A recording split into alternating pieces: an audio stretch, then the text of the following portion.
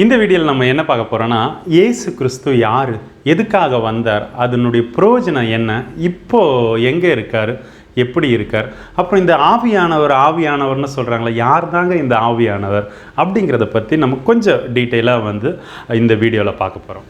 ஒருவேளை உங்களுக்கு தேவனுக்கு பிரியமாக நடக்கணும், உங்கள் வாழ்க்கையில் ஒரு மாறுதல் வேணும், தேவனை பற்றி கொள்ளணும்னு விரும்புனீங்கன்னா இந்த சேனலை நீங்கள் மைண்டில் வச்சுக்கோங்க. கண்டிப்பாக அது உங்களுக்கு யூஸ்ஃபுல்லாக இருக்கும்.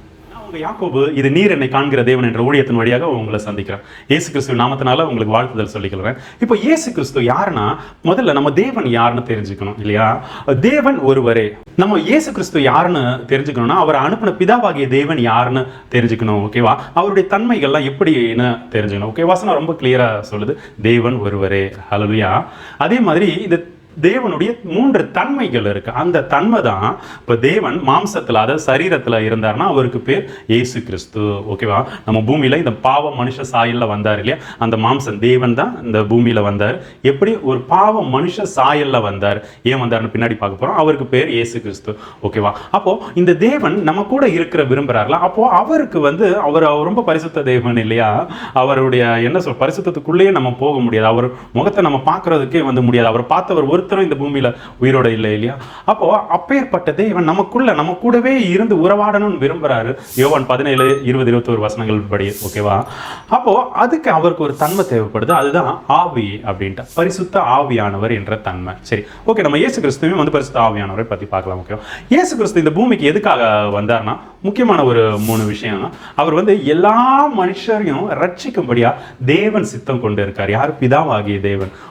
அந்த தேவன் எப்படி இருக்கார்? அன்பாவே இருக்கார். அதனால அவர் இந்த பாவ மனுஷ சாயல்ல மனுஷ ரூபமா இயேசு கிறிஸ்துவா இந்த பூமியில வெளிப்பட்டார். ஏன் அவர் தான் வரணுமா? அப்போ வேற வழியே இல்லையா? அவர் அங்கிருந்து ஒரு கட்டளை இட்டாலே எல்லாம் மாறிடுமே அப்படின்னா, அவர் என்ன பண்றாரு? நியாயப்பிரமாணங்கள் கொடுக்குறாரு. அவர் ஒரு திட்டம் வகிக்கிறார் இல்லையா? அந்த திட்டத்தை மாற்றணும்னா அது அவரால் மட்டும்தான் முடியும். அவர் எப்படி திட்டத்தை கொடுத்தாரோ அதே வண்ணமாக தான் அதை ரிப்பீட், அதை திரும்ப எடுத்துக்கொள்ளவும் முடியும். ஒரு அரசாங்க அதிகாரி இருக்கார், அவர் ஒரு திட்டம் வகிக்கிறாரு இந்த தேசத்துக்குன்னா, அதை மாற்றணும்னா அந்த பொறுப்புல இருக்கிற ஒருத்தர், ஓகேவா, இல்லை அவரே மாற்றணும்னா அந்த பொறுப்புல இருக்கும்போது கரெக்டா அவருக்கு தான் அந்த அத்தாரிட்டி இருக்கு, அதை மாற்ற முடியலையா? அப்போ இந்த நியாயப்பிரமாணம் என்ன? நியாயப்பிரமாணத்தினால பாவம் இன்னதுன்னு தான் ஜனங்க கத்துக்கிட்டாங்களே தவிர ஒருத்தருடைய பாவம் கூட அது மன்னிக்கப்படவே இல்லை. அப்படி மன்னிக்கப்பட்டதுன்னா நல்லா புரிஞ்சுக்கோங்க, நியாயப்பிரமாணத்தின் மூலம் ஒருத்தருடைய பாவம் மன்னிக்கப்படல, பாவம் மூடப்பட்டதுன்னு வசனம் சொல்லியிருக்கு. இப்போ இன்னுமே அவங்க நியாயப்பிரமாணக்காரங்களுக்கு உள்ள அந்த முக்காடு இன்னும் நீக்கப்படவில்லைவேன்னு வசனம் சொல்லுது இல்லையா? அப்படி இருக்கும்போது அந்த நியாயப்பிரமாணத்தை அவர் போட்ட ரூல்ஸ் அதன்படி 100% வாழ்ந்து அதை நிறைவேற்றி தான் அதை முடிக்கணும். ஓகே, அப்போ அதுக்கு வேண்டி அவர் தன்னுடைய ஒரே பேரான குமாரனை இந்த பூமிக்கு அனுப்பினார். அவர் அந்த சரீரத்தில் வர சாயலுடைய பேர் தான் குமாரன். அவர் இயேசு கிறிஸ்துவ இந்த பூமியில வெளிப்பட்டார். ஒரு கன்னி ஸ்திரீயினுடைய வயிற்றுல உருவாகி பரிசுத்த ஆவியினால் உருவாக்கப்பட்டு இந்த பூமியில ஜெனிப்பிக்கப்பட்டார். அவர் ஏறக்குறைய 30 வயதா இருக்கும்போது இந்த பூமியில மினிஸ்ட்ரிக்கு தேவனால தெரிந்து கொள்ளப்பட்டு அதுக்கடுத்து 3 வருஷம் ஏறக்குறைய மினிஸ்ட்ரி பண்றார். இவர் வந்ததுடைய நோக்கம் முதல்ல இந்த நியாயப்பிரமாணத்தை நிறைவேறுதலா கிறிஸ்து இயேசு வந்தார். இல்லை, எல்லா மனுஷரையும் ரட்சிக்க வந்தார் அப்படின்னு சொல்லி நமக்கு என்ன யூஸ்? நமக்கு என்ன தராருன்னா, ரட்சிப்பு கொடுக்குறாரு, அது புறஜாதி யாரும் சொல்லுவாங்க. நம்ம வசனத்தை அறிஞ்சவங்க கரெக்டா எக்ஸாக்டா பார்த்தா யோவான் அழகா சொல்லுவோம். ஓகே, அவர் ஞானஸ்தானம் கொடுக்க வந்தார். எப்படி? பரிசுத்த ஆவியினாலையும் அக்னியினாலையும் ஞானஸ்தானம் கொடுக்க வந்தார். ஹல்லேலூயா. அப்போ தேவ வசனத்தை அறிஞ்ச நம்ம இதை தெரிஞ்சிருக்கணும். ஓகே, அப்போ அவர் நான் போய் வேறொரு தேற்றரவாளனை அனுப்புவேன், நான் உங்களை திக்கற்றவர்களாக விடேன் அப்படின்னு வசனம் சொல்லுது இல்லையா? அப்போ அவர் இயேசு கிறிஸ்துவுடைய அந்த ரோலை 3 வருஷம் மினிஸ்ட்ரி முடிஞ்சது. அவர் தன்னுடைய ஆவிய பிதாவின் இடத்துல ஒப்பு கொடுக்கிறாரு. ஒப்பு கொடுத்து அங்க போய் வேண்டுதல் செய்யறாரு. 50வது நாள் இங்க பரிசுத்த ஆவியானவர் பூமியில 120 பேர் கூடியிருந்த அந்த சபையில அவருடைய சீஷர்கள் மத்தியில அவர் இறங்குறாரு. அவர் நிரம்புறார். யாரு? அதே இயேசு கிறிஸ்து எப்படி மாம்ச வடிவில் இல்லாம பரிசுத்த ஆவியானவர், ஆவியின் தன்மை கொண்டு அவர் ஒவ்வொரு மனுஷங்களுக்குள்ளேயும் தேவனே கிறிஸ்துவின் வழியா பரிசுத்த ஆவியானவரை உங்களுக்குள்ளேயும் எனக்குள்ளேயும் வாசம் செய்ய விரும்புறார். இது எப்படி பிரதர் நீங்க சொல்றீங்க?